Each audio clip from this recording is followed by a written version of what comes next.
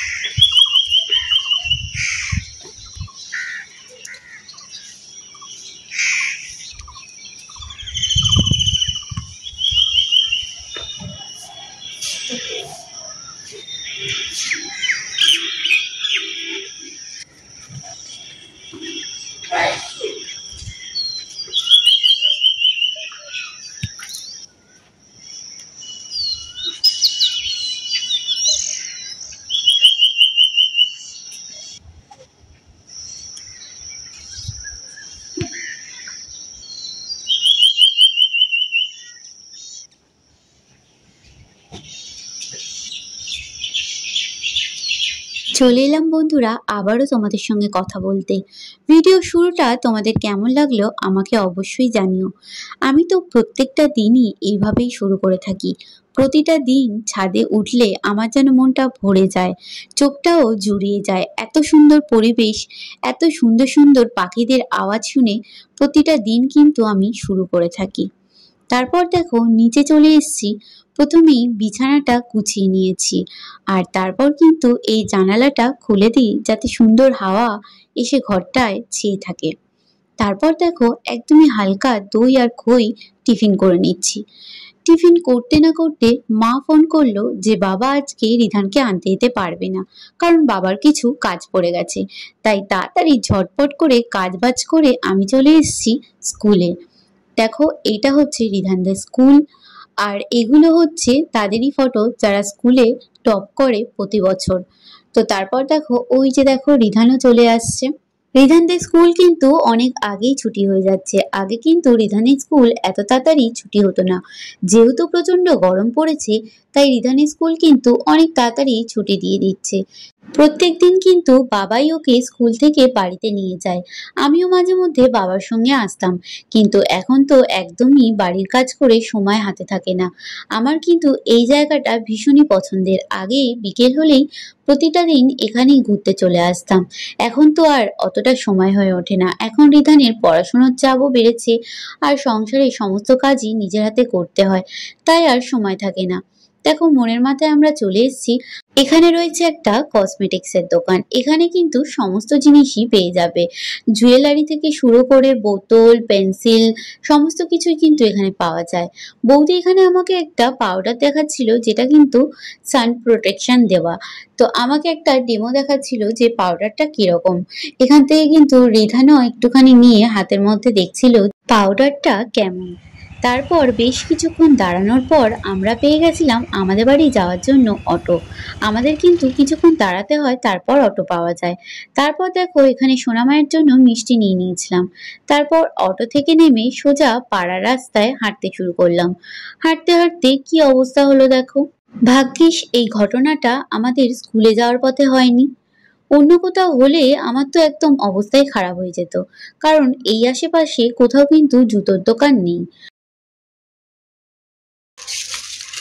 ছেড়ে দে বাবা, চল। এই নাও, আজকে চাবিটা তুমি খোলো। এই যে চাবি আমার হাতে, নাও। কোন চাবিটা? দেখ, পিঙ্ক কালারের নেল পলিশ আছে।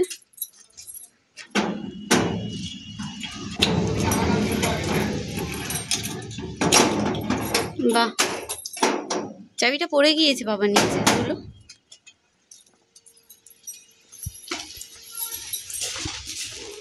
অত্যাধিক গরমে আমরা যখন বাইরে থেকে বাড়িতে আসি, তখন আমাদের মনটা ঠান্ডা জল খেতে চায়। আর শুধু জল তো একদমই ভালো লাগে না রিধানে, তাই আমি রাসনা করে ফেলেছিলাম। আর তারপর দেখো এখানে আমি ঠাকুরকে স্নান করিয়ে নিচ্ছিলাম। এই গরমে ঠাকুরও একটু ঠান্ডা হোক। তো দেখো, ঠাকুরকে স্নান করানোর পর আমি সুন্দর করে এখানে পুজো দিয়ে দিয়েছিলাম। আজ কিন্তু আমার কাছে কোনো ফুল ফোটেনি, তাই ফুল ছাড়াই ঠাকুরকে এই মিষ্টি দিয়ে পুজো দিয়ে দিলাম। গুড ইভিনিং সবাইকে। এত গরম পড়ছে যে আমি বিকেলবেলা করেই জামা কাপড় সব ধুয়ে দিচ্ছি দেখো। আর এত হাওয়া দেয় এখানটায়, আধা শুকিয়ে যায়। তো সন্ধে হওয়ার আগে আগে আমি জামা কাপড়গুলো সব তুলে নিই, আবার কাল সকালবেলা মেলে দিই, রোদ্রে শুকিয়ে যায়, আবার তুলে নিয়েই করছি। তো প্রচুর কাজ ছিল আজকে অনেক ব্যস্ততার মধ্যে দিয়ে গিয়েছে, সেইভাবে ভিডিওর মধ্যে আমি কিছুই দিতে পারিনি। তো দেখো, আজকে কিন্তু প্রচুর হাওয়া দিচ্ছে, বেশ ভালো লাগছে। এই বিকেলের টাইমটা না, ওপরে এসে একটা আলাদাই শান্তি। সন্ধেও দিয়ে দিয়েছি, 6টা বাজে, কিন্তু আকাশ দেখে মনে হচ্ছে এখনও সন্ধে হয়নি। তো 6টা বাজলেই আমি সন্ধে দিয়ে নেওয়ার চেষ্টা করি। রিধানকে এইমাত্র কমপ্লেন করে দিয়ে আসলাম। রিধান আজকে সারা দুপুরটা ঘুমিয়েছে, তো যার জন্য যে গেমটা ও খেলে ও খেলতে পারেনি। ও বললো যে আমি মা আজকে পড়াশুনো করবো, রাত্রে করে নিয়ে তারপর গেমটা খেলবো। আর আমি চলে এসেছি জামা কাপড়গুলো তুলতে, তাই ভাবলাম তোমাদের সঙ্গে একটু কথা বলে নিই। তো চলো জামা কাপড়গুলো তুলে নিয়ে আবার তোমাদের সঙ্গে পরে কথা হচ্ছে।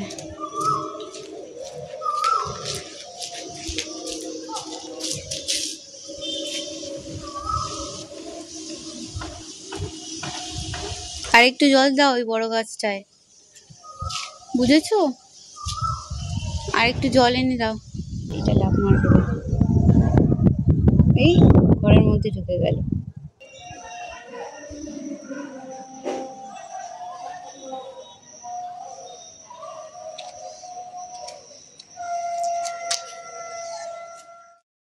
সন্ধ্যা হওয়ার আগে আগেই কিন্তু আমি সব জামা কাপড়গুলো তুলে ফেলবো। ভিডিও করতে করতে যখন দেখি আপনারা আমার কোনো ভিডিওতে একটা লাইক করেছেন, বা কোনো ভিডিওতে একটা কমেন্ট করেছেন, বা কেউ আবার আমার চ্যানেলটা সাবস্ক্রাইব করেছেন, আমার কিন্তু কাজ করার আগ্রহ আরো দ্বিগুণ হয়ে যায়। তখন মনে হয় আমার পরিশ্রমটা কাজে দিচ্ছে। যাই হোক, আপনাদের একটা লাইক, একটা কমেন্ট বা চ্যানেলটা যদি কেউ সাবস্ক্রাইব করে থাকেন, এতে কিন্তু আমার কাজ করার আগ্রহ আরো বেড়ে যায়। তাই আমি আপনাদের কাছে একটাই রিকোয়েস্ট করব, ভিডিওটা ভালো লেগে থাকে তাহলে অবশ্যই চ্যানেলটা সাবস্ক্রাইব করে আমার পাশে থাকবেন। এতে কিন্তু আমি আরো অনুপ্রেরিত হব, আরো কাজ করার আগ্রহ আমার বাড়বে, আরো সুন্দর সুন্দর ভিডিও আপনাদের জন্য নিয়ে আসতে পারবো। তো দেখুন, অনেক দিন পর কিন্তু আজকে আবার চা করছি। আমাদের বাড়িতে কিন্তু তেমন একটা চা হয় না, কারণ চা খাওয়ার মতন এখানে কেউই নেই। মাঝে মধ্যে দেবব্রত যখন বলে ওর জন্যই কিন্তু চা করা হয়, বা কোনো অতিথি কেউ আসলে তখনই কিন্তু তাদের জন্য চা করে দেওয়া হয়। তাছাড়া আমরা কিন্তু তেমন একটা চা খাই না। অনেকেই আছেন যারা সকাল থেকে শেষ পর্যন্ত চা খেয়ে যান। তো তারপর দেখুন, এখানে রিধানের দাদু রিধানের জন্য নিয়ে চলে এসেছিল ফ্রাইড রাইস আর চিলি চিকেন। এই ধরনের খাবারগুলো কিন্তু আমাদের খুব একটা বাইরে দিয়ে আনা হয় না, তার কারণ বাড়িতেই বেশিরভাগ সময় এই ধরনের খাবার হয়ে থাকে। বাড়িতেই সবসময় chilli chicken, fried rice, egg roll, chowmein, এগুলো কিন্তু সমস্তটাই বাড়িতেই বানানো হয় বলে বাইরের থেকে সেরকম একটা আনা হয় না। তো চলো, আজকের ভিডিওটা এই পর্যন্তই। আবার দেখা হচ্ছে কাল। ভিডিওটা ভালো লাগলে অবশ্যই একটা লাইক, সাবস্ক্রাইব করে আমার পাশে থেকো। Bye bye.